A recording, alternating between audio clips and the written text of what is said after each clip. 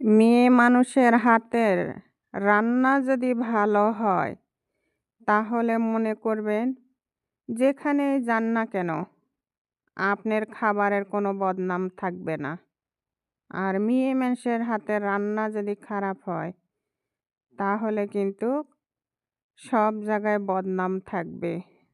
তাই আমার আজকে কিছু কথা রান্না করা নিয়ে।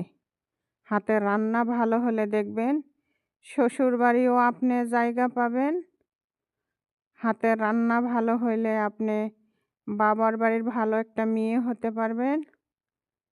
শ্বশুরবাড়ির ভালো একটা বউ হতে পারবেন। বিদেশে আসার পর ম্যাডামের কাছে ভালো একটা কাজের মেয়ে হতে পারবেন। এই হাতের রান্নাটার মধ্যে তাহলে কতটা কথা লুকায়ে থাকে বলেন। যেখানেই যান না কেন, হাতের রান্নাটা